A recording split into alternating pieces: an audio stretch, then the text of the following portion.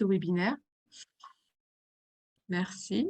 Donc bonjour à toutes et à tous. Bienvenue donc à ce webinaire sur la mobilité douce. Mettez du sens dans vos déplacements organisés par France Active Connect. Donc France Active Connect, c'est les 7 associations territoriales en région Auvergne-Rhône-Alpes où on a vocation en fait à connecter nos entrepreneurs avec nos partenaires et on a voulu pour ce deuxième temps fort de France Active Connect travailler un peu sur une semaine pour réduire l'impact de son activité dans son entreprise ou bien qu'on soit un citoyen lambda, voilà, de prendre des solutions. Et donc aujourd'hui, on vous propose la mobilité douce.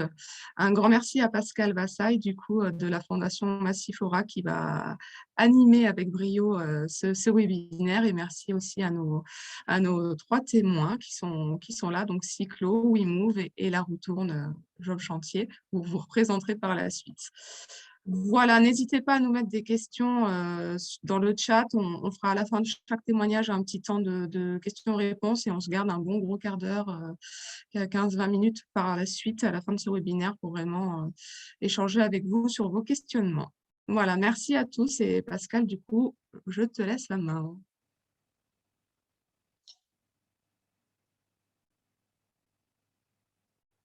Le micro, hop.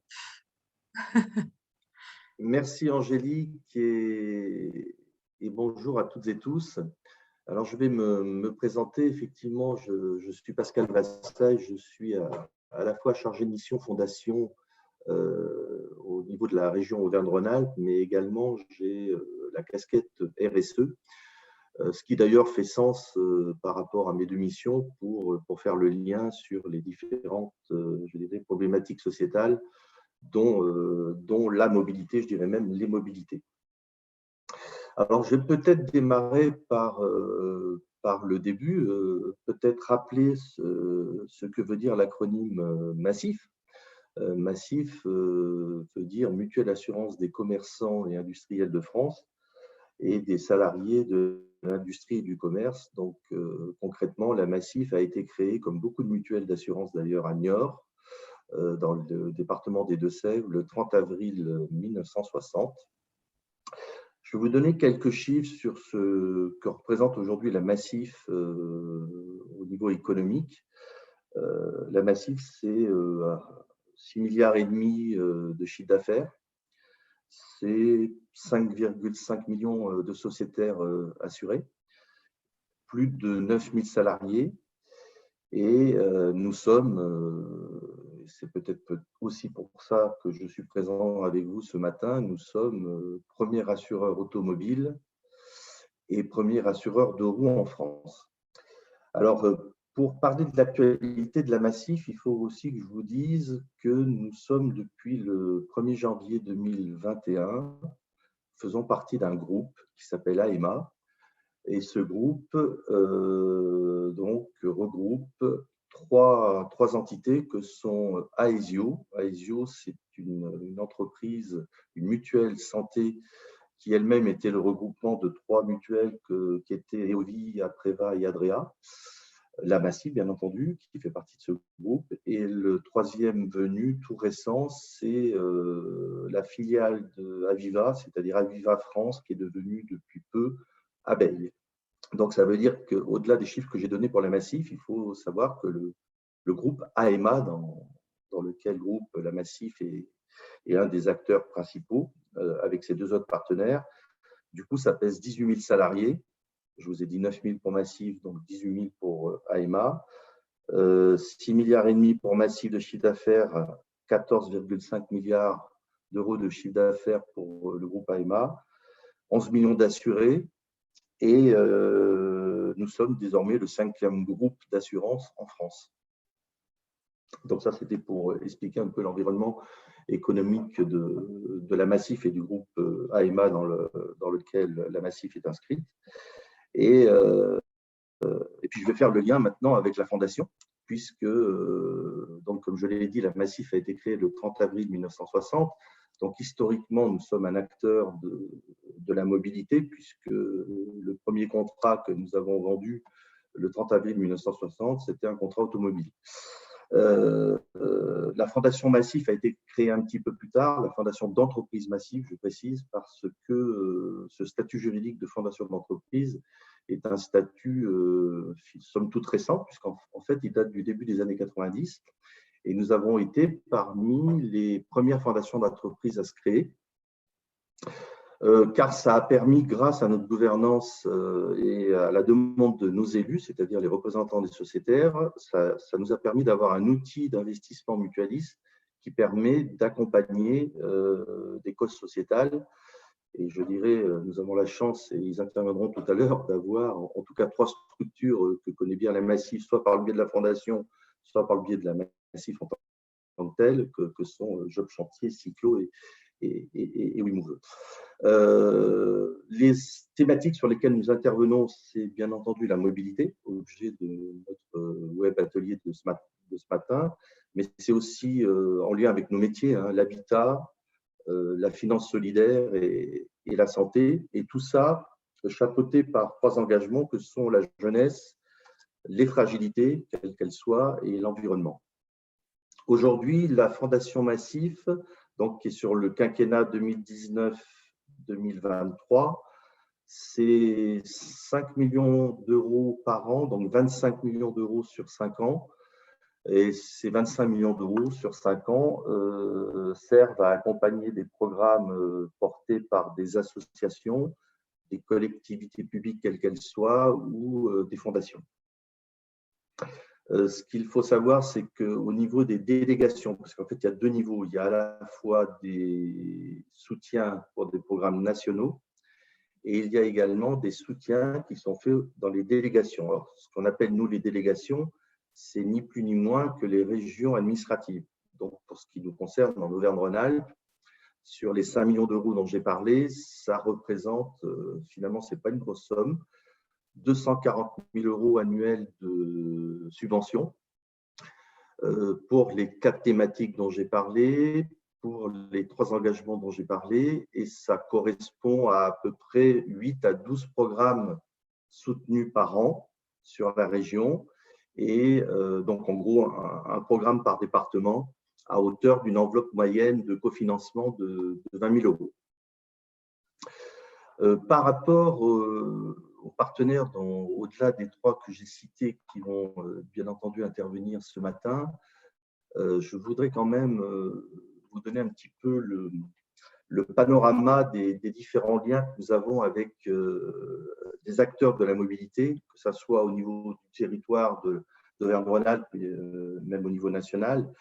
Bon, il y a une coopérative qui commence à être connue et reconnue et qui d'ailleurs travaille avec la région Auvergne-Rhône-Alpes, coopérative dans laquelle nous avons, nous, Massif, participé à la rentrée au capital de cette structure, c'est Mobicop, qui elle-même intègre depuis peu une structure qui avait été soutenue par la Fondation Massif au plan national, qui est Réseau Pouce.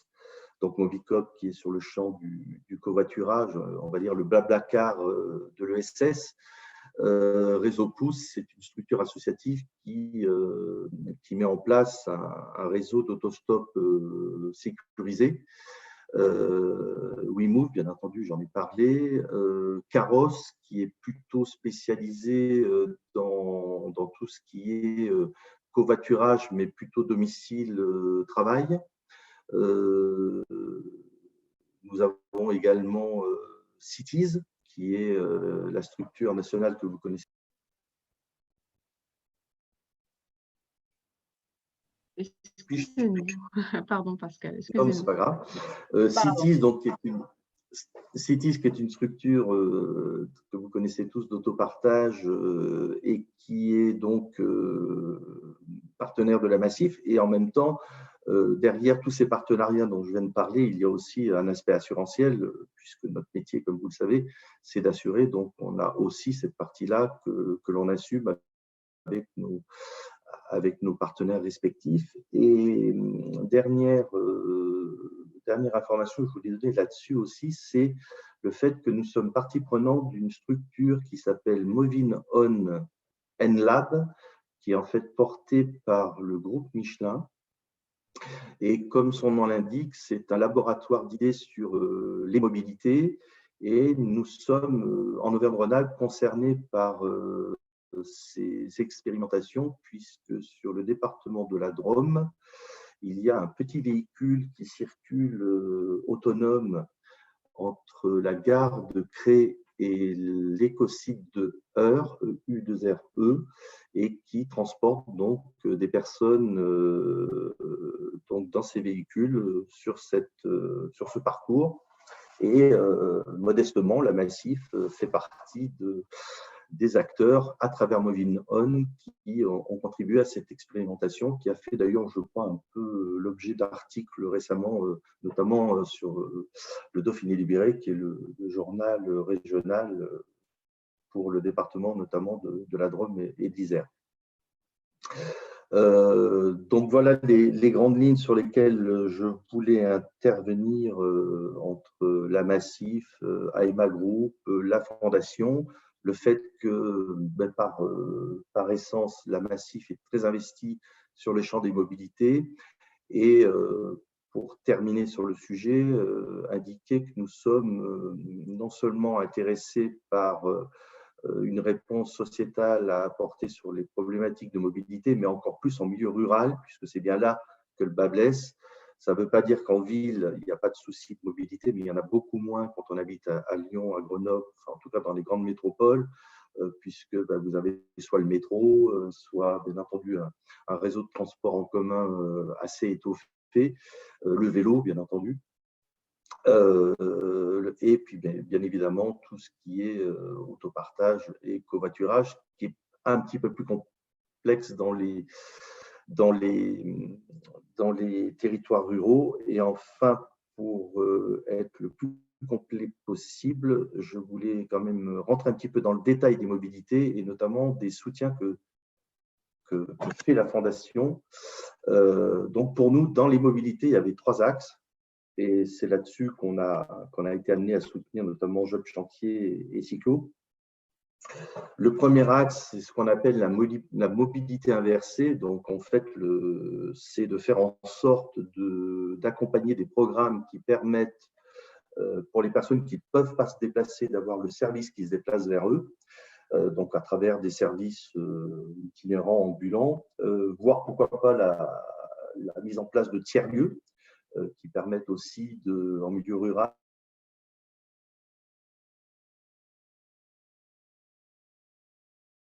et donc du coup éviter d'avoir une problématique de déplacement.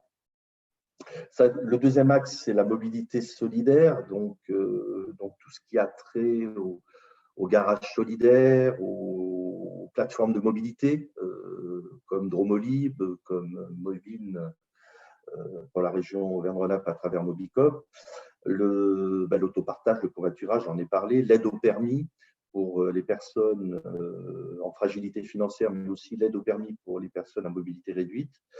Et enfin, le troisième axe, c'est celui qui intéresse plus particulièrement le vélo et le pédibus ou l'autostop, que sont les mobilités durables et autonomes et autonomie des personnes. Voilà les 3 grands axes sur lesquels on veut, nous, modestement apporter notre accompagnement et faire en sorte de pouvoir faire évoluer ces problématiques sociétales pour arriver à peut-être demain à faire en sorte qu'il n'y ait plus de problèmes de mobilité et surtout plus de problèmes de mobilité avec, comme je dirais, comme élément essentiel le fait de lutter aussi contre le réchauffement climatique, puisque la mobilité doit être la plus décarbonée possible, pour ne pas dire qu'il faut arrêter d'être mobile avec du carbone. Ça ne se fera pas du jour au lendemain, mais en tout cas, si chacun et l'entreprise Massif, à travers sa fondation, peut contribuer à cela, eh bien, elle aura œuvré sur ce champ sociétal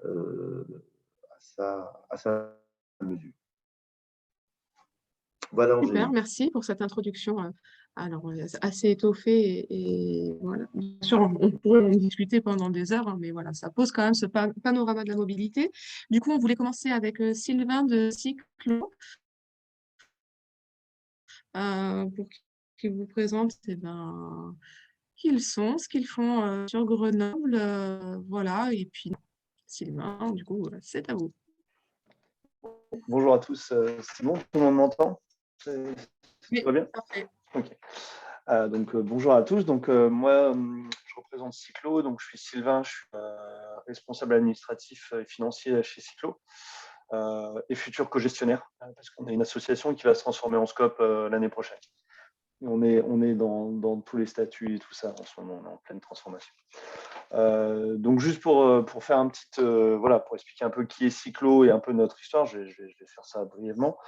Donc Cyclo, c'est une association qui s'est créée, une association de préfiguration à être une SCOP, une coopérative, et c'est une solution de cyclo-logistique dans l'agglomération grenobloise. Donc cyclo-logistique, donc c'est-à-dire en vélo. Donc nous on fait tout en vélo, non électrique, parce que vu le territoire de Grenoble qui est assez plat, c'est possible. Mais par contre, on a des remorques à assistance électrique, parce que dès qu'on porte de la charge, c'est pas possible. C'est pas possible, il faut avoir une assistance. Donc voilà, donc notre activité, on fait aussi bien la livraison de repas avec de restaurants, comme vous pouvez connaître avec les plateformes. Voilà, on fait à peu près le même travail. Je reviendrai un peu sur l'historique. Ça, c'est une grosse partie de notre activité. Et on fait de la livraison courante, qui sont aussi bien la livraison d'un magasin à un client ou de l'approvisionnement de magasins ou d'entrepôts. Voilà. Et on fait aussi de la distribution, parce que des fois, on a des campagnes de distribution, de flyers. Là, on a fait des distributions de bioseaux à compost de la ville, de l'agglomération de Grenoble, par exemple. Voilà. Et là, c'est vraiment de la distribution chez les particuliers, un par un, et ainsi de suite, quoi. Donc ça, c'est notre activité principale de livraison. Et à côté aussi, on a un atelier vélo de réparation, on va dire tout à fait classique de vélo, quoi. Pour la petite histoire, en fait, Cyclo, ça a commencé donc réellement en juillet 2019. L'association a été créée à ce moment-là. Après, il y a eu un travail avant en amont. Et en fait, c'est une rencontre de coursiers des plateformes que vous connaissez, Deliveroo, Uber, Stuart, Just Eat et tout ça. Donc à la base, c'était des coursiers qui travaillaient pour ces plateformes, qui avaient des bonnes conditions de travail, en tout cas des bonnes rémunérations de travail à l'époque. Et voilà, c'était vraiment des gens qui faisaient coursier parce qu'ils aiment le vélo. Et en fait, face aux conditions salariales qui se dégradaient, plus quelque chose qui était assez difficile à comprendre, une sorte de boîte noire. On ne sait pas quand on ne travaille pas. Au final, c'est notre employeur, mais sans être notre employeur. Et quand il n'y a pas d'activité, en fait, c'est l'employé qui trinque et pas la société, ainsi de suite. Là, je vous invite à aller voir un peu tous les débats qu'il y a en ce moment là-dessus sur ces problèmes sociaux des plateformes. Donc voilà, en 2019, ils sont regroupés en collectif en se disant, voilà, on aimerait bien créer notre propre outil de travail. Ils ont analysé un peu ce qu'il y avait sur Grenoble. Il n'y avait pas de solution de livraison aussi directe au niveau de la nourriture, de la food, des restaurants. Le territoire de Grenoble s'adapte très bien parce que pour ceux qui connaissent Grenoble, c'est tout plat et c'est la ville du vélo. Donc c'est très pratique et c'est simple de mettre en place une solution comme ça. Et aussi, ils ont rencontré la fédération CopCycle, qui est une fédération des coursiers à vélo, une coopérative de coursiers à vélo, qui aide à un accompagnement pour créer justement la société, mais plus sur des questions organisationnelles et cyclologistiques. Et aussi, ils fournissent un logiciel de dispatch et de commande et ainsi de suite. Sans CopCycle, en fait, Cyclo n'existerait pas parce qu'on en avait eu besoin de cet outil.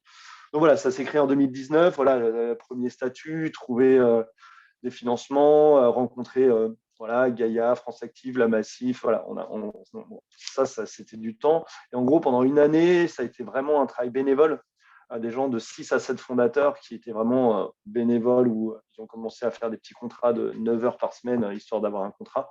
Et à côté, ils travaillaient encore pour les plateformes et tout ça. Et le temps de mettre en place le système et tout. Et après, Et après, à partir, malheureusement et heureusement pour nous, du deuxième confinement de septembre 2020, avec les couvre-feux ou les restos fermés, et ainsi de suite, il y a une explosion de la livraison.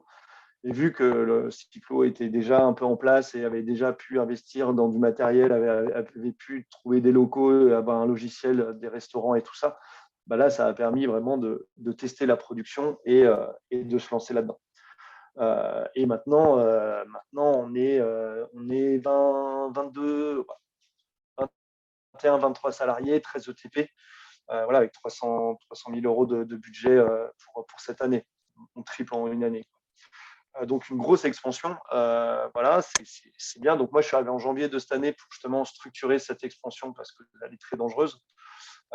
Surtout, c'était des fondateurs qui étaient coursiers, c'était vraiment un collectif qui construisait ce projet-là avec des très fortes valeurs. Les valeurs, c'était vraiment notre slogan, c'est des livraisons éthiques et locales. Donc, vraiment le côté éthique pour tout ce qui est salariat, tous nos coursiers, on est tous salariés, on n'a pas d'auto-entrepreneur, on essaye, dès qu'on a un peu de marge, qu'on dégage un peu du bénéfice et tout ça, c'est investi directement pour les salariés, mutuelle, prévoyance, tout plein de petits trucs qu'on met en place au fur et à mesure.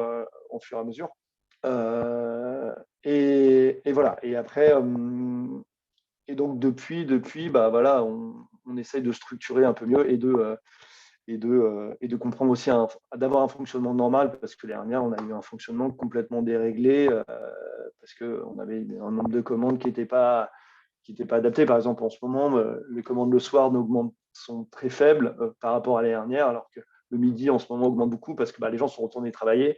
Donc, le midi, ça commande, mais le soir, ça commande moins ou ça commande plus tard. Voilà. Donc, plein de choses toutes nouvelles à faire. Et en parallèle aussi, on développe énormément la livraison courante, avec des partenaires, aussi bien des villes, avec des marchés publics. On travaille aussi autour de ça pour inciter justement les collectivités à, quand ils font leurs appels d'offres, leur marché public, en fait, de mettre cette condition-là ou de mettre une valeur, quand ils demandent, nous on fait des livraisons de panneaux de stationnement pour la ville de Grenoble, en fait, ils ont marqué, ils voulaient que ça soit fait en vélo. Donc voilà. Donc direct, c'est que des gens qui ont une solution vélo. Donc ça peut être aussi qu'un transporteur qui a des camions et qui le fait, mais il devra s'adapter à le faire en vélo. Donc après, au moins, on est sur une même égalité. Donc voilà, on a un petit peu pour Cyclo pour l'activité. Et à côté, on a un atelier de vélo qui sert aussi bien à réparer les vélos des coursiers et notre flotte de vélos. Parce que pour nous aussi, quelque chose qui était très important, c'était la sécurité des coursiers. Parce que quand tu es auto-entrepreneur, tu t'occupes de ton vélo, de tout. Celui que tu crèves ou que tu casses une pièce, c'est pour toi, et ainsi de suite. Et que nous, on a tout un système à côté pour pouvoir avoir une qualité de service, aussi bien de travail pour les coursiers, d'avoir des bons vélos qui sont bien entretenus et avoir une bonne qualité. Parce que du matériel qui casse en plein travail, ça fait que c'est une mauvaise qualité. Voilà. Et après, une autre aussi, on est vraiment on essaye aussi de revaloriser un peu ce travail de coursier et pas de livreur. Il y a vraiment une différence. Je me fais un peu la différence. Le livreur, c'est vraiment quelqu'un qui a son appli, son téléphone, il fait d'un point A à un point B. Nous, on a quelqu'un au bureau qui dispatche, qui répartit les courses avec des talkie-walkie, qui dit tiens, toi, tu vas là, on essaie d'optimiser, et ainsi de suite. Donc, c'est vraiment un travail de coursier. Et ça, vraiment, c'est vraiment quelque chose qu'on essaye de valoriser. Et ça s'apprend, on accompagne les gens à devenir coursiers, et ainsi de suite. Ça, c'est notre travail. Pour les petits trucs un peu, les astuces, un petit peu les choses qui ont permis à Cyclo un peu de se lancer, c'est vraiment d'abord une bonne analyse du territoire. En fait, une solution Cyclo on ne pourra pas dire tiens, je vais à Cray ou n'importe où, dans le Royan, je fais la même chose, ou dans une autre région, parce qu'il faut vraiment analyser l'accessibilité, le nombre de gens, mais au niveau mobilité, il faut vraiment étudier ça, et ça, c'était adapté pour Grenoble. Et aussi, il faut essayer de s'entourer de vraiment. Il y a beaucoup de gens qui peuvent accompagner des solutions de cyclo-logistique. Alors, aussi bien des accompagnateurs au niveau financier, structuration, comme Gaïa ou Massif ou plein d'autres dans les régions. Mais voilà, des choses aussi plus professionnelles, comme nous, on a été accompagné par ComCycle. Il y a aussi la FUB, la Fédération des usagers de bicyclettes, qui prend des formations aussi pour les professionnels qui veulent changer ça. Et nous aussi, on fait tout un travail d'accompagnement. C'est-à-dire que quand quelqu'un arrive avec une question de logistique qui est intéressé de le faire en vélo, bah, nous, on a tout un travail à côté d'aller le voir, de dire OK, ça c'est possible, ça c'est pas possible, et ainsi de suite. Et il y a tout un travail de transformation à faire au niveau de façon de travailler, et ainsi de suite. Parce que quand on livre en camion ou en vélo, c'est pas la même chose. On fait plutôt plein de petits hubs en vélo au lieu d'avoir un gros centre qui est en banlieue à 200 km, donc on charge un gros camion et il tourne pendant une journée. Bah non, en fait, on va faire un camion qui va rentrer à l'entrée de la ville et après, qui va poser 2-3 points et après, ça va rayonner autour. Donc, c'est une autre façon de travailler. Et voilà, et en plus, bah, nous, on surfe un petit peu sur la vague de la livraison qui a pris un essor malgré la crise Covid. Voilà, et après, il y a aussi tous les enjeux climatiques et avec toutes les métropoles qui se questionnent énormément sur leur politique écologique. On voit bien avec les dernières élections municipales où c'est quand même quelque chose sur les grandes villes où voilà, il y a une question écologique qui est quand même mise en avant. Avec tous les programmes de dernier kilomètre. Donc, c'est-à-dire la livraison du dernier kilomètre, c'est celle qui est vraiment très polluante. Avec des zones où, par exemple, à Grenoble, ils veulent faire des zones sans émission. Donc, c'est-à-dire, c'est que des véhicules électriques ou des vélos. Donc, voilà, ça crée des zones. Donc aussi, voilà, on travaille sur ces questions-là. Et il y a aussi le aller vers, ça, c'était un peu plus pour la mobilité inversée. On en a discuté un peu hier. C'était vraiment, c'est que nous, par exemple, avec l'atelier, on souhaite aussi aller se déplacer pour aller réparer des vélos chez les gens et ainsi de suite. Donc vraiment, soit les gens peuvent se déplacer dans les magasins, soit nous, on va se déplacer chez les autres. Voilà, il y a à Grenoble, par exemple, pour la mobilité inversée, à Grenoble, il y a une société qui s'appelle Boîte à vélo, un groupement de personnes qui s'appelle Boîte à vélo, où c'est plein d'entrepreneurs indépendants qui font leur travail à vélo. C'est-à-dire que ça va être un réparateur vélo, un jardinier, un laveur de vitres. Au lieu d'aller se déplacer en voiture, ils vont avoir un gros cargo avec tout le matériel, ils vont aller faire ça. Donc, c'est vraiment une boîte comme entreprise à vélo. Voilà. Et voilà un petit peu cyclo. Je ne sais pas si vous avez, n'hésitez pas à poser des questions un petit peu Et par pour le le chat. moment, il n'y a pas Voilà. de Voilà. questions, mais Je le vois le chat en même temps, mais voilà, un petit peu sur ça. Nous, voilà, il y a vraiment une vent en poupe sur la livraison à vélo, la livraison en vélo. Et en fait, notre gros combat, c'est essayer de faire quelque chose qui est quand même sain et périn. Si on parle d'écologie, qu'on parle que d'écologie de côté l'écologie nature et émissions, c'est bien, c'est sympa. Par contre, si après à côté on exploite les gens et on les paye à coups de lance-pierre et qu'il il n'y a aucune protection sociale, ça pose une certaine question quoi, en fait, de quelle écologie. Voilà, par exemple, juste pour un petit exemple, nous, on travaille énormément avec tous les restos véganes et végétariens de Grenoble. Ils sont tous venus chez Cyclo, en fait, et ils sont en exclusivité chez nous. Pourquoi ? En fait, c'est des restos qui avaient déjà une sensibilité un petit peu sur une cause animale ou ainsi de suite, ou voilà, sur quelque chose un peu spécial. C'était complètement incohérent à côté. En plus, je vais prendre un système qui va exploiter les hommes et les femmes à vélo, quoi.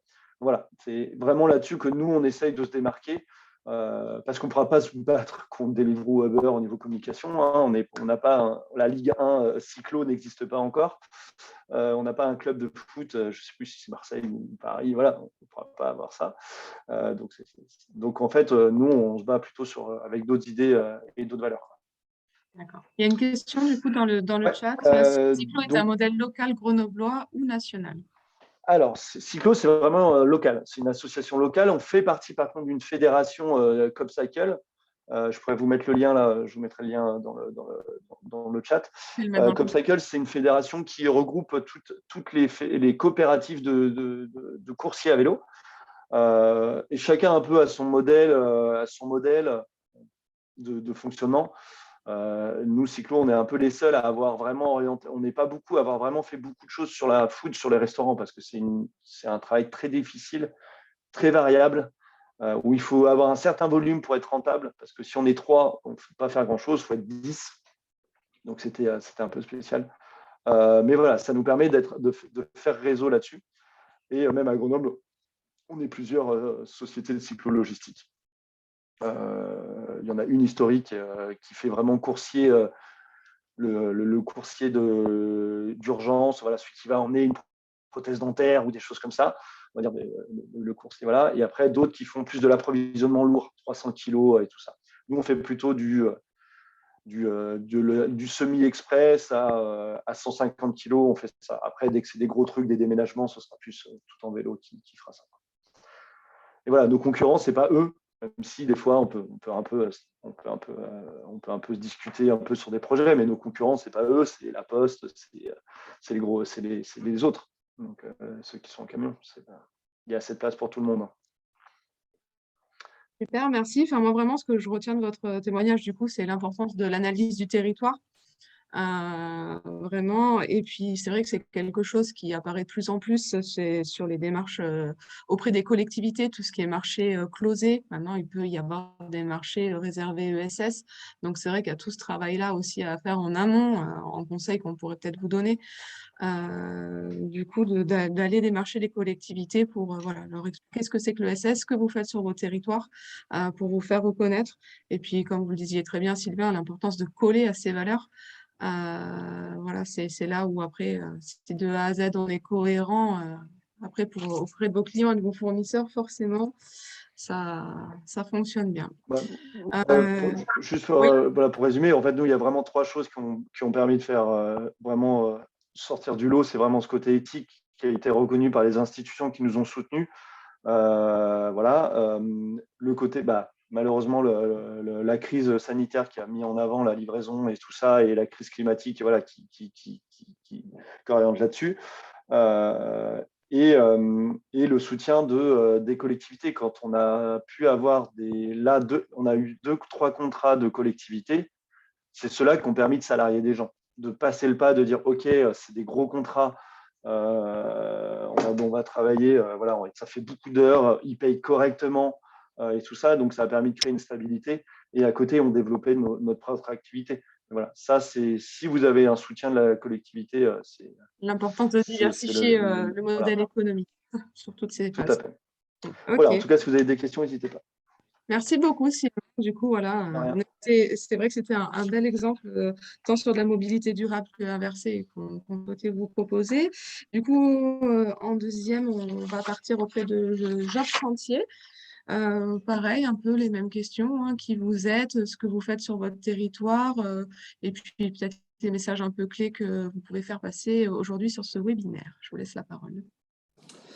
Eh bien, bonjour, alors je vous montre mon visage rapidement avant de remettre le masque. Moi, je suis Raphaël Malcourt, je suis directeur adjoint d'un ensemblier d'insertion qui s'appelle Jobaglo. Et j'ai la chance d'être accompagné par Jeanne Hoffner, qui parlera tout à l'heure. On va partager notre temps de parole, qui est encadrante du chantier d'insertion La Retourne. Un petit mot sur Cyclo, simplement. Moi, ce que j'ai vraiment apprécié, alors il y a beaucoup de choses intéressantes, mais c'est le modèle, de passer du modèle d'indépendant au modèle de salariés qui sont eux-mêmes associés d'une scope. J'ai l'impression que c'est aller au bout des choses et que c'est sûrement pas facile, mais passionnant. Voilà, c'est une petite aparté. Alors, en fait, donc je suis directeur adjoint, je vous l'ai dit, du groupe Jobaglo. Jobaglo, c'est un ensemble d'insertion. Je vais en dire un mot très rapidement pour que vous compreniez pourquoi on a créé un chantier d'insertion, notamment sur le thème du vélo. Donc, Jobaglo, c'est une structure associative qui a 30 ans, basée à Clermont-Ferrand. 30 ans avec plutôt des métiers très, très traditionnels de l'insertion, le bâtiment, le nettoyage, les espaces verts. Et puis, il y a 4 ans, il y a une agglomération, pas une agglomération, mais une métropole, la métropole de Clermont qui est venue nous chercher pour créer un chantier d'insertion vélo. Donc, c'est la première fois qu'on était un peu innovant en termes vraiment innovant en termes de métier. Donc, ça s'est très bien passé. Je ne veux pas en parler trop maintenant. Et puis, à l'hiver 2019, si je ne me trompe pas, on a l'agglomération Pays d'Issoire, donc au sud de Clermont, département du Puy-de-Dôme, qui a lancé un appel à projet pour créer un chantier d'insertion sur la mobilité durable, sur à quoi on a répondu. Pour nous, c'était important parce que ça nous a permis de diversifier un petit peu les métiers traditionnels de l'insertion, d'aller sur des métiers différents. Jeanne vous en parlera. C'était important parce que c'était une volonté aussi de travailler avec des partenaires locaux. Donc, quand on a commencé à répondre à l'appel à projet de l'agglomération Pays d'Issoire sur ce chantier d'insertion La Retourne, la première chose qu'on a faite, c'est d'aller voir les acteurs locaux, d'aller voir, il y a une ressourcerie à Issoire, d'aller voir Pôle emploi, d'aller voir la mission locale, puis de regarder comment ils travaillaient et ce dont ils avaient besoin. Et puis, on a mis en place une organisation où à Issoire, on s'est dit, il nous faut, elle va parler tout à l'heure, une encadrante spécifique, alors, qui a 2 caractéristiques, c'est Jeanne Hoffner. Elle travaillait sur notre chantier vélo à Clermont, donc elle connaissait à la fois très bien le monde du vélo, mais elle était aussi alors à la fois garante de l'insertion des personnes en difficulté et en même temps garante de la satisfaction des utilisateurs. C'est un peu à l'ADN du groupe Job Aglo. Il y a des utilisateurs, il faut que ça se passe bien, puis en même temps, il faut qu'on fasse de l'insertion de personnes en difficulté. Ça, c'était la première personne de l'équipe. On a ensuite recruté une chargée d'accompagnement, qui n'est pas là aujourd'hui, on ne pouvait pas intervenir à 3, qui est Nadège Guignabert, qui est donc CIP, chargée d'insertion professionnelle, qui va accompagner les salariés en insertion. Elle a la caractéristique d'être indépendante parce que sur les chantiers d'insertion, on s'adresse aux personnes vraiment les plus éloignées de l'emploi. Dans l'échelle de l'insertion, les personnes les plus en difficulté vont sur les chantiers. Et puis, pour aller au bout des choses, pour ce chantier d'insertion La Retourne qui va vous être décrit, on avait besoin d'investissements importants, parce que vous allez le voir, on avait besoin de matériel, de vélos électriques, de trottinettes électriques. Et là, au-delà des partenaires traditionnels des chantiers, alors je pense au service de l'État, au département, on est allé voir 2 fondations. En premier lieu, la Fondation Massif, qui nous a très largement financé avec une enveloppe de 25 000 € pour de l'investissement et du fonctionnement. Et puis en parallèle, la FAP, qui est une autre fondation, la FAP EDF, qui nous a aussi financé à hauteur de 25 000 €, ce qui a permis d'avoir un outil de travail vraiment performant et intéressant. Donc le plus intéressant, c'est maintenant. Je vais laisser la parole à Jeanne Hoffner parce que Jeanne, elle est concrètement impliquée dans le chantier d'insertion La Retourne et elle va vous en parler. Bonjour à tous. Donc, le chantier d'insertion La Retourne, il a été créé, comme Raphaël l'a dit, en février 2020. Le but, c'était de développer la mobilité douce sur le territoire de l'agglomération Pays d'Issoire. Donc, au départ, dans les grands axes, c'était aller vers les communes, au sein des communes et faire des événements de promotion de la mobilité. Donc, ça pouvait être essai des vélos, ateliers participatifs de réparation ou encore des ateliers de prévention. Donc, vraiment autour du vélo, de la trottinette, etc. Il y avait également de la sensibilisation auprès des acteurs locaux, donc notamment des autres chantiers d'insertion de l'agglomération Pays d'Issoire. Donc là, c'était sensibilisation à la sécurité parce qu'eux, ils font de la récolte de biodéchets à vélo tous les jours. Voilà, donc nous, on avait une action à mener avec eux. Et il y avait aussi de créer du lien autour de la mobilité en milieu rural. Donc ça, c'était la partie la plus grosse, la plus importante et la plus difficile. Donc après, ce qui s'est développé au fur et à mesure, donc les différents partenariats qu'on a eus, en premier lieu, c'était avec une ressourcerie. Donc la ressourcerie Issoire, il réceptionne tous les objets du quotidien pour les retaper, donc notamment des vélos. Et nous, on a signé une convention avec eux pour récupérer tous les vélos qu'ils réceptionnent, on les répare entièrement et on leur redonne pour vente. Donc ça, c'était la première partie. Ensuite, on a créé un partenariat avec la mission locale. Donc tous les jeunes qui sont en difficulté au niveau de la mobilité, notamment pour préparer des vélos ou avoir des conseils pour se déplacer, ils peuvent s'orienter vers nous. Donc c'est prévu. Ensuite, l'agglomération Pays d'Issoire a créé une station de vélos en libre-service. Donc, c'est des vélos Kobu. Et ils nous ont laissé la main sur la maintenance. Donc, nous, on fait la maintenance de ces vélos-là tous les jours. Donc, on va les voir tous les jours. On fait un état des lieux des vélos et on répare ce qu'il y a à réparer. Ensuite, on bosse aussi beaucoup avec la plateforme mobilité qui ont eux-mêmes une vélo-école au sein de leur structure. Donc, nous, tous les salariés qui arrivent sur le chantier, comme on est quand même un chantier où on fait pas mal de vélos, passent avec eux à la vélo-école. Voilà, donc pour les mettre dans le bain un petit peu du vélo et qu'après, qu'ils puissent apprendre aux autres. Et ensuite, le dernier point qu'on a travaillé récemment, c'était le remisage à domicile des vélos pour les agents de l'agglomération Pays d'Issoire. Donc, il y a pas mal d'agents. Nous, on s'occupe de tout ce qui est état des lieux, convention et réparation s'il y a besoin de ces vélos-là. Voilà pour ce qu'on a fait cette année. Après, au niveau des projets, là, on est sur un projet de remise en état de 50 vélos en libre-service. Donc, c'était les anciens C-Vélos de Clermont-Ferrand. Ils ont changé d'exploitant. Donc, nous, on a une convention avec le SMTC, donc syndicat mixte des transports en commun. On a 50 vélos qu'on va remettre en état pour qu'ils soient transformés en vélos classiques, donc que n'importe qui peut utiliser. Et nous, à terme, on va en garder 15 de ces vélos et on va faire de la location solidaire à Issoire. Donc, pour tous les gens qui ont des difficultés pour se déplacer, pour aller au boulot, notamment avec l'insertion. Voilà, le but, c'est de créer quelque chose dans ce sens-là. Ensuite, là, on a créé récemment, donc c'est tout nouveau, les ateliers participatifs au sein de nos locaux. Donc, les gens viennent avec leur vélo, on leur apprend à réparer leur vélo et le but, c'est qu'ils sachent faire au bout du compte et qu'ils ne reviennent plus vers nous. Voilà, c'est un échange de bons procédés. Ensuite, on travaille beaucoup avec les jeunes. Donc, au printemps 2022, on va intervenir en partenariat avec la Maison des Jeunes et la police municipale qui récupère pas mal de vélos pour faire des réparations de vélos avec eux et récupérer des vélos et en mettre à disposition des jeunes. Donc, des vélos qui ne servent plus et qui ont été volés, où il n'y a pas eu de retour aux propriétaires. Voilà, on les donnera pour les jeunes et on les réparera avec eux. Et on va aussi faire des actions mobilité au sein de grandes entreprises, donc notamment Constellium, pour ceux qui connaîtraient. Je ne sais pas si c'est très connu. Donc, il y a combien de personnes au Constellium? Au moins 500, je pense. Ouais, au moins 500 salariés. Donc voilà, le but, c'est de les mobiliser sur la mobilité, de voir si on peut trouver des solutions de covoiturage avec eux, leur faire tester un vélo électrique, une draisienne, une trottinette. Et voilà, trouver des petites solutions alternatives pour essayer de moins prendre la voiture tout seul. Voilà. Après, il y a tout ce qu'il y avait au niveau du lien avec les acteurs du territoire. Donc, nous, on est en présence directe dans les communes. Donc, on a le contact direct avec les élus. Donc, c'est vrai ce qui est plutôt appréciable parce qu'on les rencontre directement. Donc, et puis, Issoire est un grand territoire de 88 communes. Donc, nous, on se déplace dans chaque commune pour les actions. Donc, on les rencontre directement.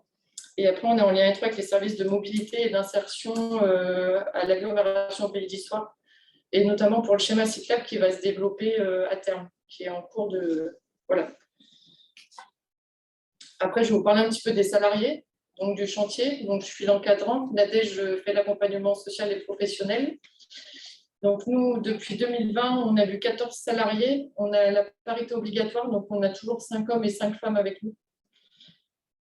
C'est tous des personnes qui soit bénéficient des minima sociaux, qui ont des problématiques de langue, de mobilité, des problématiques d'addiction ou qui sont très éloignés de l'emploi. Donc, des fois, ils n'ont pas travaillé, par exemple, pendant 10 ans. C'est souvent. Donc, au niveau des sorties du chantier, on a eu 3 sorties en emploi. Donc là, on a eu 7 personnes sur 14 qui sont sorties et 7 qu'on a encore actuellement. Donc, 3 sorties en emploi, une sortie en formation, une démission. Ça arrive avec un public trop éloigné qu'on n'a pas réussi à remobiliser malgré les actions et le travail à côté. Des problèmes familiaux, donc un CDI refusé. Là, encore une fois, on n'a rien pu faire. Et voilà pour les sorties. Et actuellement, on a un salarié en attente de formation donc, qui devrait se débloquer en décembre et qui est actuellement en stage code. Donc, au niveau mobilité, qui va passer son permis avec nous. Un salarié qui va débuter un contrat mi-novembre, un autre salarié qui s'est orienté sur un CQP cycle, donc ça lui a plu la réparation de vélo, donc il est allé sur ce terrain-là, donc c'était plutôt appréciable et qui va partir bientôt parce que il va trouver du boulot facilement. Un salarié avec plusieurs missions d'intérim qui est en attente d'un CDI. Donc là, ça va bientôt se faire normalement pour début 2022. Un salarié qui a fait plusieurs stages, mais là encore une fois, on a la problématique au niveau du territoire, de la mobilité et un petit peu de l'âge, donc ça bloque un petit peu pour les communes, pour les embauches. Donc on va voir ce qu'on peut faire de ce côté-là. On a 2 salariés qui prennent des cours de français langues étrangères, donc on les aide avec la langue. Voilà, et les vélos, ça fait partie de travailler le français, de réparer des vélos avec d'autres personnes, d'échanger, etc. Un salarié qui a une promesse d'embauche et qui partira au printemps, et un salarié qui finalise un projet pro et pareil, qui doit partir au printemps, qui est en stage. Du coup, ces personnes, après, elles partent plutôt dans des, je me permets, vers des emplois liés au monde de la mobilité, ou c'est par vos partenaires, enfin, comment les passerelles se font du coup? Alors, en fait, nous, le support du chantier, c'est la réparation de vélo et la mobilité. Mais le but, c'est qu'ils travaillent leur projet professionnel avec vraiment ce qu'ils veulent faire. Donc, nous, on a eu un qui a fait un CQP cycle et c'est super parce qu'il est parti dans ce domaine-là, mais ce sera l'un des rares. Oui, parce que ça peut faire Pas revenir direct. des vocations aussi. C'est ça. Super. Voilà, c'est. Super, merci beaucoup. Je ne sais pas si vous avez des questions à votre niveau. Ok. C'est vrai qu'avec Claire, on se disait, je te rends ta phrase, Claire, quand même, que ce qu'on remarque là, c'est vraiment que la mobilité, elle est accompagnée d'autres éléments de l'engagement. Pour vous, voilà, c'est vraiment la parité homme-femme et l'inclusion. Pour Cyclo, c'était vraiment sur la qualité du travail. Et voilà, c'est super chouette de voir des exemples concrets. J'ai une question Bon, sur moi, la parité. bah, Allez. justement, moi, je trouvais ça chouette justement que vous imposiez justement cette notion de parité. Voilà, où c'est quelque chose d'intéressant. Parce que nous, on a des grosses difficultés sur ça. On a sur 23 personnes, il y a une ou deux filles. Donc voilà, et je voulais savoir un peu, vous, les difficultés ou qu'est-ce que vous avez mis en place ou des choses comme ça. Un peu dans ce monde de la mobilité, qui est quand même un monde très masculin. Alors, nous, sur la mobilité au chantier, en fait, on est vraiment une équipe et tous les salariés sont complémentaires. Donc, par exemple, il y en a qui arrivent qui n'ont jamais touché un outil. Le but, c'est qu'ils s'entraident. Ils le font ensemble une fois, deux fois, et après, la personne sait faire. Vraiment, nous, c'est vraiment pas des préparateurs de vélo qu'on embauche. Il y en a, ils n'ont pas touché un outil, ils n'ont pas vu un vélo. Il y en a qui ne savent pas faire de vélo. Donc, c'est vraiment voilà, très large dans ce sens-là, mais l'entraide fait qu'au final, ça fonctionne, chacun à leur échelle. D'autres seront plus forts dans un domaine que dans un autre. Mais bon, ça se goupille plutôt bien. Peut-être pour compléter, parce que ça se goupille bien là, mais on a un autre chantier d'insertion à Clermont, où les gens, alors un chantier d'insertion vélo, où les gens font du vélo toute la journée. Ils font du transfert des vélos entre les stations C-Vélo à Clermont. Et là, quand on a créé ce chantier, on a eu 40 personnes qui ont été orientées il y a 3 ans. Je pense que c'était il y a 3 ans. Et sur ces 40 personnes, il y avait une femme. Et la femme, quand elle est venue en entretien, elle nous a dit « Mais moi, je n'avais pas compris, je ne veux jamais faire de vélo de ma vie. » Donc, ce problème, on le rencontre sur d'autres chantiers où les gens font du vélo, on n'a pas trouvé de solution, quoi. Finalement, la solution, vous la trouvez-vous en prenant un peu plus de temps. Oui, c'est ça. Et en variant les activités. Bon, voilà. Okay. C'était un petit complément. Ouais, d'accord. Merci. Et j'avais une question aussi, parce que vraiment, là, vous êtes vraiment aussi dans l'économie circulaire, à aller chercher du coup les vélos sur les recycleries. Vous arrivez à quantifier du coup le nombre de vélos que vous arrivez à réparer, vous communiquez dessus. Enfin, voilà, c'est encore une fois un engagement autre. Là, c'est l'économie circulaire, mais voilà, comment vous communiquez aussi là-dessus? Au niveau du nombre, Pardon, je ne veux pas vous poser une colle. En fait, tous les trimestres, on fait le point avec la ressourcerie et ça fait en gros une centaine de vélos par tri tous les 3 mois, à peu près. Après, c'est très fluctuant. Là, on est en pleine période où les gens vident un peu leur maison. Donc, on en a récupéré pas mal la semaine dernière. La semaine dernière, on a eu 30 vélos sur 2 jours. Donc, on a renvoyé direct. Donc là, c'était un gros pic. Et là, par exemple, on est retourné hier et on n'a pas eu de vélo. Donc, voilà, ça dépend vraiment des périodes. Ça, on ne le maîtrise pas du tout pour le coup.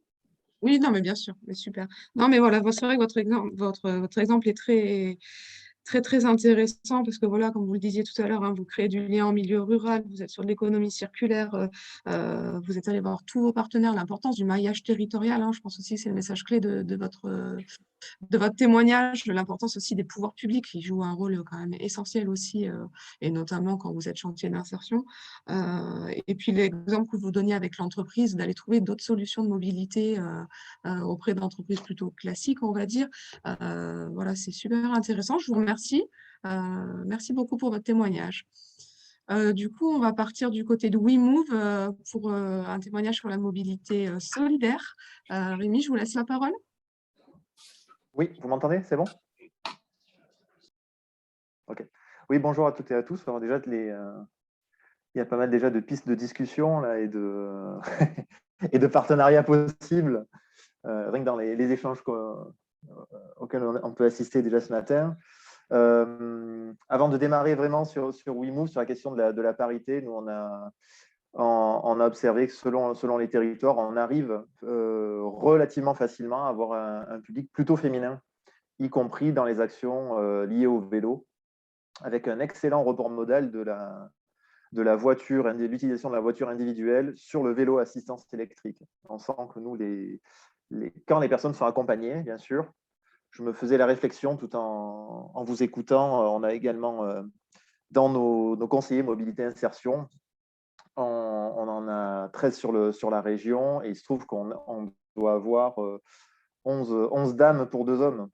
Donc peut-être que dans la façon d'appréhender les projets, dans les partenariats qui sont noués au niveau des différents territoires sur lesquels on intervient, peut-être que ça joue aussi. Peut-être quand on intervient, nous, auprès par exemple, des publics féminins dans les quartiers politiques de la ville, peut-être que d'avoir une intervenante plutôt qu'un intervenant ou de pouvoir proposer des interventions en binôme homme-femme, peut-être que ça facilite les choses. Je ne sais pas. Voilà, il y a beaucoup de questions. Nous, une piste qui pour nous apparaît vraiment primordiale, c'est de travailler en partenariat avec des associations ou des dispositifs qui s'adressent spécifiquement à un public féminin dans certains quartiers, selon certaines actions. Voilà. On est pour la mixité, hein, bien sûr, il n'y a pas de problème là-dessus. Mais parfois, on se rend compte qu'il faut vraiment mettre l'accent particulièrement sur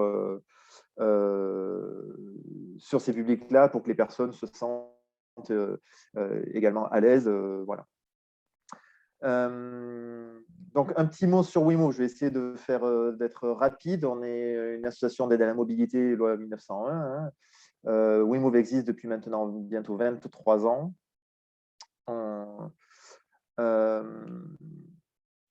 On est implanté sur l'ensemble du territoire métropolitain dans 11 régions, il me semble, de mémoire, et plus Mayotte depuis cette année. On a pu ouvrir une antenne là-bas. Elle est en cours de création, hein, pour l'instant. On accompagne au niveau national entre 15 et 20 000 personnes chaque année. On propose des accompagnements généralistes à la mobilité, en développant des plateformes d'éco-mobilité inclusive. Toujours pareil, l'idée étant d'associer la dimension durable de la mobilité avec une mobilité efficace et vectrice d'insertion sociale. Au niveau de la région Auvergne-Rhône-Alpes, moi je suis donc directeur régional adjoint en charge du développement. On va avoir un nouveau directeur régional qui devait arriver hier, mais qui a malheureusement contracté le Covid. Donc, il se retrouve en arrêt maladie avant même d'avoir commencé.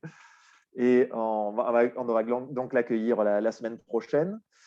Mon homologue en charge des activités est Sandrine Velour. Je pourrais vous transmettre des coordonnées, bien sûr. Et nous travaillons notamment sur la région. On est implanté sur 4 départements, l'Ain, l'Isère, la Savoie et la Haute-Savoie. Et on travaille avec France Active depuis de nombreuses années maintenant autour du microcrédit social pour les personnes qui désirent réparer ou parfois acquérir des véhicules. Je crois qu'on a chaque année à peu près une vingtaine de prescriptions à destination de France Active sur les 2 Savoies, à peu près, hein, ça fluctue un petit peu. Comment nous travaillons sur la région? Donc, je vous parlais de nos plateformes. Ce sont des plateformes d'éco-mobilité inclusive qui sont animées par des conseillers mobilité insertion, plutôt des conseillères, on devrait dire. Hein. Il y en a 11 sur 13 qui sont des dames. Comment nous procédons? Procédons systématiquement de la même manière avec un réseau de partenaires qui nous orientent des personnes. Donc, nos publics de prédilection, c'est des personnes, notamment salariées de SIAE ou de chantier d'insertion. Personnes orientées également par Pôle emploi, les services sociaux classiques des conseils départementaux, les CCAS, également des employeurs qui, même en dehors de l'ESS, hein, qui nous orientent parfois leurs salariés. On reçoit les personnes dans nos plateformes et on va commencer un accompagnement en partant de l'existant, c'est-à-dire à la fois de leurs compétences et parfois de leurs difficultés au niveau de la mobilité, de la représentation de la mobilité, de leur connaissance du territoire. On passe par un test mobilité numérique qui n'a aucune valeur scientifique, mais qui pour nous a c'est une espèce de quiz qu'on a élaboré, qu'on peut faire sur Internet assez facilement et qui, pour nous, dans le début de l'accompagnement, fait surtout tiers avec la personne qui nous est orientée, qui en général sort d'un rendez-vous avec son assistante sociale juste à côté. Et les personnes qui nous sont orientées, bien souvent, sont déjà accompagnées par plusieurs référents sociaux. Et nous, l'idée, c'est de passer par une mobilité vraiment pratique, ludique, et de sortir un petit peu d'un accompagnement frontal avec le référent mobilité. Donc, une fois que ce test mobilité est réalisé, pour nous, c'est un support de discussion. On peut être amené ensuite à approfondir les choses s'il y a besoin. On a aussi des gens qui nous sont orientés, qui se débrouillent très bien, donc qui viennent avec des besoins spécifiques liés à l'activation d'un service interne ou externe de mobilité. Et dans ces cas-là, on oriente, on se serre la main et l'accompagnement se termine. Mais dans la majorité des cas, quand même, il faut accompagner très, très souvent. Donc, nos conseillers mobilité insertion, comment ils font pour accompagner? Ils ont une boîte à outils qui est composée des offres de mobilité internes et externes. Au niveau externe, nos conseillers mobilité recensent l'ensemble des offres mobilité disponibles sur le territoire. Alors, l'ensemble des loueurs de vélos publics, privés, des offres liées à l'autopartage, covoiturage, tout ce qui a été évoqué déjà, des choses assez classiques. Et puis, également, on développe des services en interne. Donc, tous les services internes et externes sont recensés dans un outil que l'on a intégré à notre plateforme WIN. La plateforme WIN signifie WeMove Interface Numérique, qui est notre outil d'accompagnement sur lequel on réalise le test de mobilité numérique, notamment, le test de mobilité. Et sur cette plateforme, également, vous avez le recensement de l'ensemble des offres que l'on peut recenser sur les territoires, que l'on a mis en forme via une carte, une espèce de Google Maps de la mobilité qu'on a appelée WinCart. On les recense via des fiches qui sont mises sur cette carte-là. Donc, l'idée, c'est que ce soit le plus intuitif possible et que toutes les offres soient recensées et apparaissent en temps réel dans l'accompagnement des personnes. Au niveau des services internes que l'on peut proposer, sur la région Auvergne-Rhône-Alpes, on en propose 3 essentiellement. Un service de mise à disposition sociale de véhicules. Donc, on a une flotte de voitures, scooters, vélos assistance électrique. Et demain, on espère des trottinettes électriques aussi, que l'on peut mettre à disposition de personnes qui viennent nous voir avec un problème de mobilité vraiment très clair. L'exemple typique, c'est le salarié en intérim qui avait une vieille voiture, qui tombe en panne le vendredi et qui a besoin, bien sûr, d'accéder à un moyen de transport pour aller au boulot le lundi suivant. Donc, on reçoit pas mal d'appels le vendredi, d'ailleurs. Et si l'utilisation de son véhicule individuel est la seule solution, on va mettre en place ce système de location sociale de véhicules, sachant que pour nous, ce n'est pas non plus l'alpha et l'oméga de notre accompagnement, loin de là, parce que on se rend compte que les personnes, bien sûr, comme nous tous, ont bien souvent une attitude de conducteur réflexe, et que parfois n'ont même pas repéré le réseau de bus qui passait derrière chez eux. Donc, l'idée, c'est d'avoir systématiquement cet accompagnement au parcours mobilité par nos conseillers mobilité insertion et de déployer des services les plus adéquats possibles. Pendant, par exemple, une location de voiture ou de scooter, la personne va également être accompagnée pour trouver différentes solutions. Alors, parfois financières, alors c'est le cas avec France Active sur les microcrédits, parfois d'autres solutions pédagogiques. Je vous parlais du report modal qu'on avait de la voiture en autosolisme sur les vélos assistance électrique. Parfois, ça passe très souvent même par une petite formation au vélo. Alors là, pour le coup, on travaille avec des vélos écoles locales, l'ensemble des vélos écoles qui sont représentés sur les territoires, où nos conseillers mobilité sont aussi en mesure de pouvoir présenter l'utilisation d'un vélo assistance électrique, même au cours de leurs entretiens. Enfin, s'il y a un vélo qui traîne, hop, on va sortir et on va s'essayer sur le parking, quitte à avoir un petit trajet accompagné ultérieurement s'il y a besoin. C'est assez efficace, la spontanéité est assez efficace. et le passage par le pratique.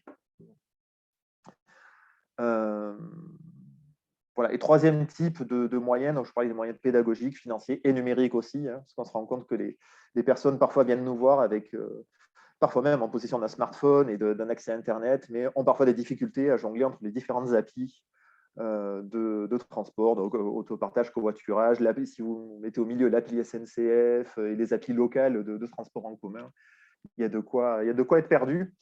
Et du coup, on mène également des ateliers d'accompagnement en très petits collectifs pour essayer d'intégrer le numérique à la mobilité physique, j'allais dire. Au niveau de nos services internes, j'y reviens, donc les services de location sociale de véhicules. On a également une auto-école sociale qui est déployée sur 3 départements, l'Isère, la Savoie et la Haute-Savoie, où là, pour le coup, on a des formateurs qui ont tous travaillé dans le secteur commercial avant et qui, en intervenant chez nous, sont amenés à bien sûr adapter leurs interventions. On fait pas mal de formations d'apprentissage du français, notamment via le code de la route. Donc, formation code conduite classique, ça, pour le coup, je crois qu'on se représente à peu près tous de quoi il en retourne. Des formations de code renforcé aussi pour des personnes qui sont déjà inscrites dans une démarche d'obtention du code de la route, mais qui concrètement galèrent, qui nous sont du coup orientés par notre réseau de partenaires.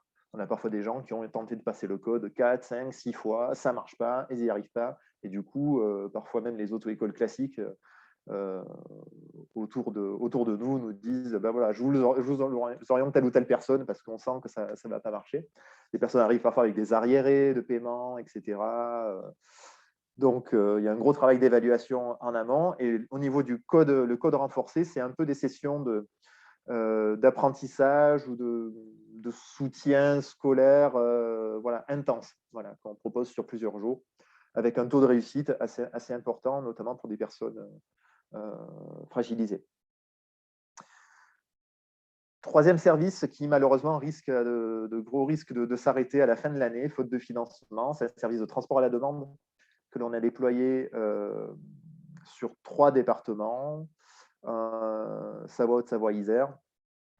Et il se peut qu'on soit repêché sur la Haute-Savoie, mais on ne sait pas du tout, parce que c'est un service donc, qui s'adressait à un public vraiment encore plus précarisé, résidant en zone rurale, pour diverses démarches administratives, d'accès à la santé ou d'insertion.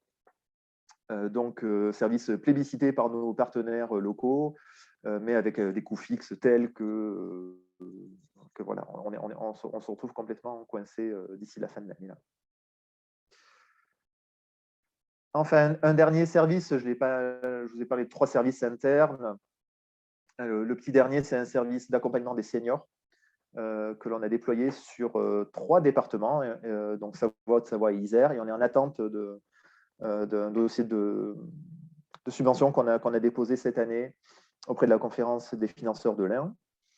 Donc, on est sur le même type d'accompagnement par des conseillers mobilité, pour le coup, qui sont spécialisés dans l'accompagnement d'un public senior en risque d'isolement, pour lesquels il y a vraiment eu un risque d'isolement pointé par tout un réseau de partenaires un petit peu différents.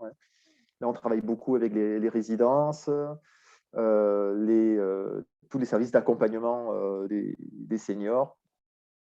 Et on a actuellement donc 2 conseillères mobilité seniors qui sont sur les 3 départements. Voilà, je ne veux pas faire trop long. Si jamais il y a besoin de plus d'infos, je peux vous laisser mon mail dans le fil de discussion. Vos coordonnées dans le compte rendu, si tout le monde est... Voilà. J'espère avoir été clair. N'hésitez pas. Il y a une question de la rotonde, justement, pour savoir si WeMove est présent sur l'ex-région de l'Auvergne, Puy-de-Dôme, Allier, Cantal et Haute-Loire. Non, pas encore. Non, on est uniquement sur les 4 départements que j'ai mentionnés jusqu'à présent. Ouais. Mais c'est vrai que c'est aussi très, très intéressant, votre témoignage. Bon, je vous connaissais, donc. Mais voilà. Mais du coup, ça regroupe avec ce qui a été dit avant, hein, l'importance aussi du réseau de prescripteurs, le maillage territorial. Voilà, dès qu'on veut créer une entreprise ou une association, je pense que c'est la clé de voûte, hein, de la réussite d'un projet. C'est ces éléments-là, de bien connaître son territoire et d'aller rencontrer le plus d'acteurs possible. Pour essayer de répondre à la demande Mhm. du territoire. Super. Et merci pour tous ces témoignages. Si on prendra un temps d'échange après, je vais repasser la main à Pascal, du coup, plutôt sur un point législatif. On va vous mettre aussi les liens sur le chat. Pascal, c'est à toi.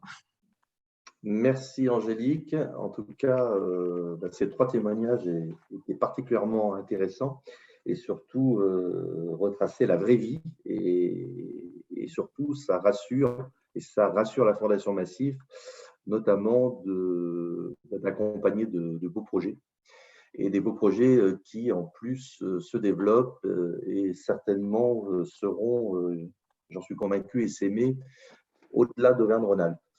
En tout cas, c'est ce que j'espère. Alors, peut-être avant d'aborder, si vous en êtes d'accord, parce qu'on n'est pas trop mauvais au niveau du timing, je vais tâcher quand même de faire passer un message important pour France Active. Je profite du temps de parole qui m'est donné pour déjà, au-delà d'avoir été invité pour parler de la mobilité par rapport à tout ce que j'ai pu évoquer en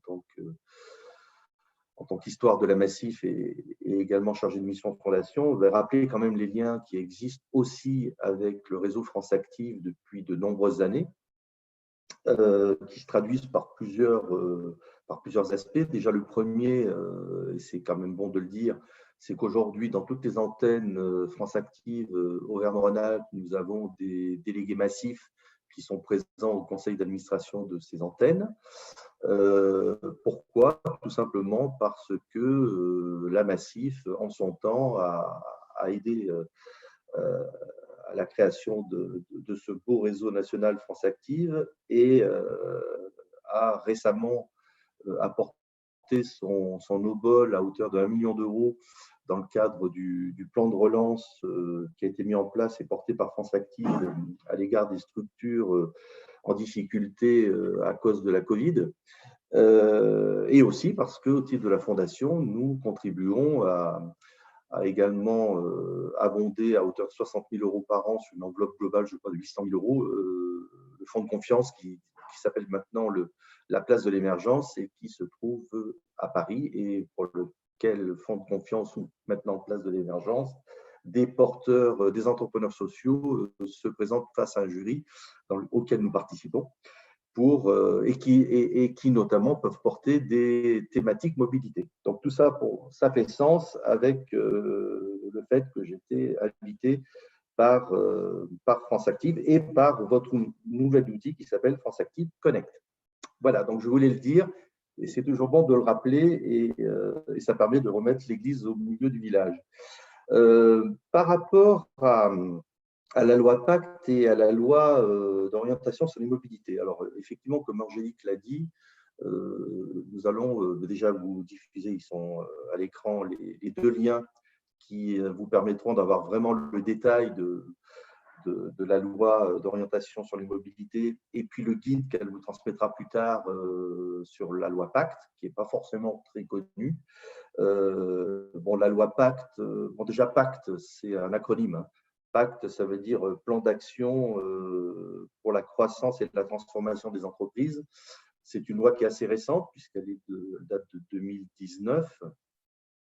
C'est une loi qui a pour objectif en fait de faciliter la création d'entreprises, de simplifier les démarches administratives, de récompenser aussi le travail des salariés à travers des outils de participation, d'intéressement, de mise en place de plans d'épargne retraite, etc. Et de redéfinir surtout le rôle des entreprises sur leur territoire. Concrètement, une entreprise, elle existe économiquement pour ce pourquoi elle a été créée, soit créée produire des biens, soit mettre en place des services. Mais au-delà de ça, une entreprise, c'est aussi un acteur économique, mais social et sociétal sur son territoire. Et à ce titre, la loi Pacte met en exergue cet aspect pour dire, oui, vous aussi, vous êtes un acteur non seulement économique par rapport à ce que vous faites, mais également un acteur en capacité de porter, d'accompagner des problématiques sociétales, dont la mobilité, mais pas que, hein, toutes les problématiques sociétales qui peuvent être l'environnemental, l'égalité homme-femme, le handicap, enfin tout ce qui peut aujourd'hui poser problème et pour lequel on répond mal ou pas du tout à ces problématiques. La loi Pacte, hein, alors ça, il y a la loi, là pour le coup, est applicable à toutes les entreprises et elle a laissé la possibilité aussi à ces entreprises d'aller plus loin. Mais là, c'est facultatif. C'est soit de dire je vais plus loin que ce que la loi me permet de faire. Je peux aussi mettre en place ce qu'on appelle une raison d'être. La raison d'être, en fait, c'est la feuille de route de l'entreprise sur ces différentes problématiques sociétales dont j'ai parlé. Pour parler de la Massif, nous avons fait le choix d'aller plus loin à travers justement la mise en place d'une raison d'être, mise en place de cette raison d'être qui factualise un certain nombre de sujets dont je viens de parler et qui en même temps a été faite en interrogeant nos délégués et nos sociétaires.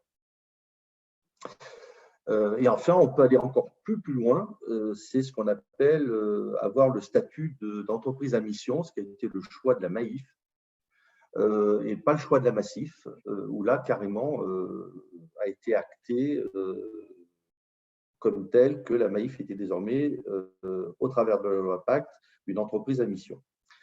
Nous n'avons pas fait ce choix-là en tant que Massif, parce que notre gouvernance a estimé que finalement, un peu comme M. Jourdain fait de la prose sans le savoir, mais nous on le sait, c'est que finalement, parce que l'on est, nous, Massif, on n'a peut-être pas besoin de forcer le trait et d'aller jusqu'à dire qu'on est une entreprise à mission, puisque à travers tout ce que nous faisons au-delà de notre activité économique telle que vous la connaissez, je pense qu'on a fait preuve d'un certain nombre d'actions au travers de tout ce que j'ai pu dire par rapport aux liens historiques qu'on peut avoir avec des structures comme France Active et d'autres, mais aussi par rapport à la mise en place d'outils de financement de mutualistes d'accompagnement que sont la Fondation, j'en ai parlé, mais il y a aussi Massif Innovation, il y a aussi Massif Impact ESS, qui est un fonds qui a été créé fin 2020, porté par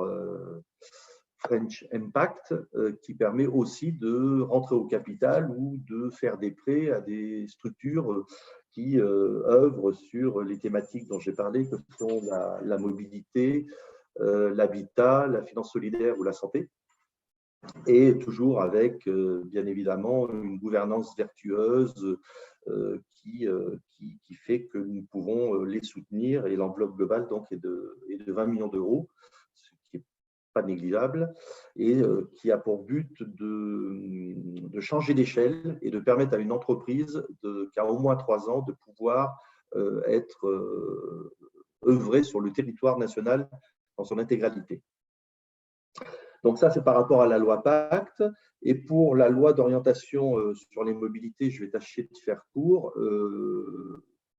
Qu'est-ce qui fait qu'aujourd'hui, nous avons mis en place cette loi, enfin l'État a mis en place cette loi et l'Assemblée nationale sur la loi d'orientation des mobilités? C'est tout simplement pour, on vient de l'expliquer, hein, sortir de la dépendance automobile, mais surtout favoriser dans les entreprises des plans de mobilité domicile-travail et au-delà de ce qui existe déjà, que vous connaissez, c'est-à-dire le remboursement obligatoire à hauteur de 50% de tout ce qui est abonnement bus, métro, vélo pour les villes où cela existe. c'est vraiment de faciliter, et ça peut aller même jusqu'à un forfait mobilité de 400 € par an, mais ça c'est facultatif, pour justement favoriser les déplacements vertueux et décarbonés, covoiturage, autopartage et vélo. Et dernier sujet que je voulais évoquer par rapport à cette loi, c'était aussi de rappeler que de toute façon, toutes les entreprises de plus de 50 salariés, mais c'est dans le lien qu'on vous a diffusé, doivent de toute façon, ont l'obligation, là pour le coup, de mettre en place un plan de mobilité négocié avec les organisations syndicales quand il y en a, ou en tout cas avec les salariés de l'entreprise concernée pour pouvoir donc favoriser ces déplacements décarbonés et faire en sorte de faciliter le déplacement entre le domicile et son travail. Et une des réponses, ça a été aussi le télétravail, qui, à toute chose malheur est bon, la Covid a aussi fait bouger les lignes. Hein. Alors, c'est un peu dommage qu'on soit obligé de faire bouger les lignes quand on est face au mur. Le mieux, c'est de l'anticiper et de ne pas attendre des événements comme la Covid pour le faire. Mais bon, toujours est-il que la Covid a vraiment accéléré le télétravail, qui n'était pas forcément un sujet que les entreprises françaises portaient. Alors, je ne sais pas si c'est culturel, si c'est notre côté latin, ou si c'est le fait que peut-être les entreprises n'avaient pas confiance en leurs salariés, ou ils pensaient que dans télétravail, il y avait surtout télé et pas de travail. Mais dans télétravail, il y a beaucoup de travail et pas beaucoup de télé, justement. Et du coup, en tout cas, je parle de la Massif. La Massif a accéléré le mouvement sur le télétravail et a désormais négocié, en tout cas depuis peu, un accord qui consiste à favoriser, dans la mesure du possible, et en fonction des métiers de l'entreprise, bien évidemment, parce qu'il y a des métiers, malheureusement, où on ne peut pas télétravailler, qui font qu'aujourd'hui, on peut télétravailler 2 jours par semaine. Et puis, enfin, je rajouterais aussi, c'est vrai que ça a impacté la mobilité, hein, du coup, d'être en télétravail, mais c'est un autre impact, et c'était le lien d'un autre webinaire sur l'empreinte numérique aussi, toutes nos activités, quelque part, ont un impact. Donc, c'est comment le réduire au maximum et pas l'annuler, parce que c'est quand même compliqué. Mais voilà, en réduisant les trajets domicile-travail, ça avait un impact après sur l'empreinte numérique et tout ce qui est connexion Internet, stockage de données, et voilà, et qui a aussi un coût pour la planète. Voilà, c'est aussi une aparté. Parfait, voilà. C'était tout ce que je voulais dire pour laisser un peu la place aux questions-réponses, notamment en lien avec les 3 beaux projets qui sont aujourd'hui mis en exergue à travers ce webinaire. Est-ce que vous avez des questions dans le public? Est-ce que ça répond à vos attentes? Est-ce que voilà, vous avez d'autres interrogations par rapport à des projets que vous avez vus ou que vous portez?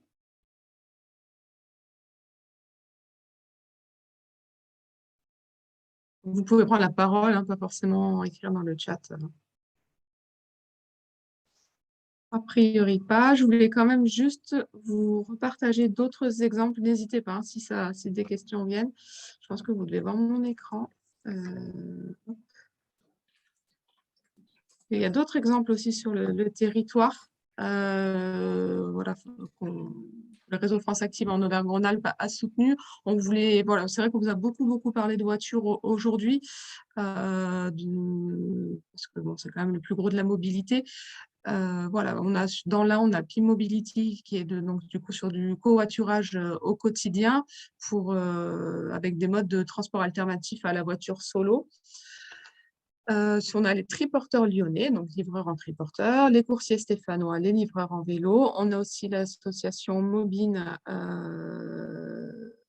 vous n'en avez pas parlé tout à l'heure, j'ai un doute, sur la mobilité inclusive et solidaire en proposant des solutions physiques et financières accessibles aux catégories de population exclues d'un accès à la mobilité. Dans la Drôme, on en a parlé un petit peu tout à l'heure aussi, il y a Dromolib qui développe l'écomobilité en territoire rural. Donc là, on est sur de la mobilité inversée et contribue à l'accompagnement au changement. On a Cities aussi, dont on a pas mal parlé aussi, de réserver sa voiture pour 1 heure, un week-end ou une sortie. Et puis la charrette du côté de la Haute-Savoie, qui est en fait le Blablacar un peu des producteurs et qui a créé là un réseau logistique dédié au circuit court. Voilà, c'est une présentation aussi qu'on vous enverra dans le compte rendu. Je vais juste arrêter mon partage. L'idée, en fait, c'était de vous montrer les différents types de mobilité qui existent, la richesse des exemples aussi sur le territoire en Auvergne-Rhône-Alpes, et puis en espérant qu'après ce webinaire, voilà, il y ait des idées qui émergent, des connexions qui se fassent aussi entre vous. Voilà, vous avez le nom de nos trois témoins, on mettra leurs coordonnées si vous voulez, voilà, vous enrichir encore plus de leur expérience. En tout cas, on vous remercie. Je ne sais pas du coup s'il y a d'autres questions. Je pense que ça a l'air d'être bon. Un grand merci à tous. Oui, pardon. Non, j'allais dire pas de questions dans le chat. Merci. Du coup, un grand merci pour votre participation, à vous, nos trois témoins, et à toi, Pascal, aussi, pour votre présence ce matin, et à vous aussi, du coup, derrière les ordinateurs, en espérant qu'on refasse un jour du présentiel, c'est quand même plus sympa. Donc, merci à tous, et on vous enverra un compte rendu très, très prochainement.